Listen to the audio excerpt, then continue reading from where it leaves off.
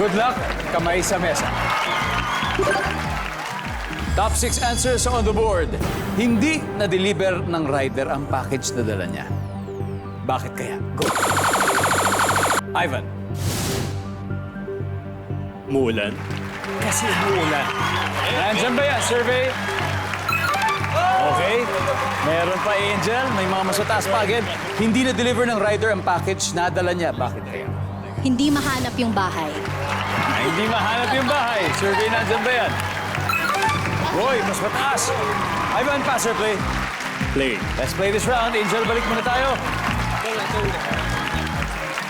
Joshua, hindi na-deliver ng rider ang package na dala niya. Bakit kaya?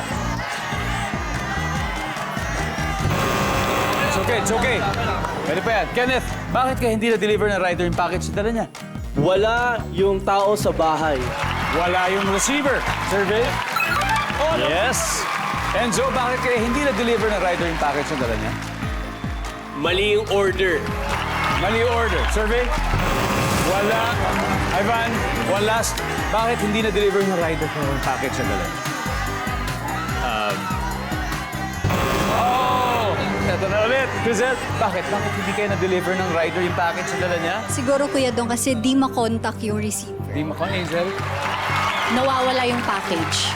Nawawala yung package. Liz? Hindi po ma-deliver dahil walang pambayad. Walang pambayad, Joy. At tatlo pa to.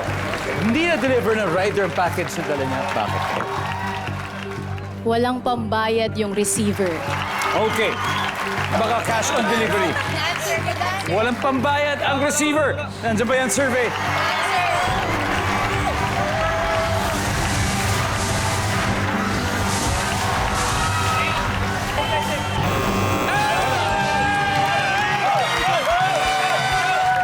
Sa wakas, may score na rin sila after 3 rounds. Ito na ang update. Miss Philippines Earth 2025, 164. Habang ang Guwapo Republic may 68 points na. At dahil may tatlo pang hindi nakukuha, studio audience may chance kayo manalo ng 5,000 pesos.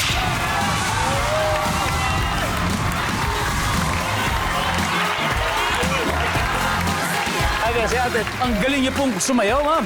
Ano pong pangalan niyo, ma'am? Marilu Sarte po, Hi, sir. Ma'am Marilu. Hello po sa inyo. Hindi po na-deliver ng rider yung package. Bakit kaya? Siguro po nasiraan. Ang gulo. Nako, sana naman maayos na kagad yan. Nandiyan ba yung survey? Go! Congratulations! Thank you, sir. Congratulations! Oh, may dalawa pa, number 6. Ano ba yung number 6?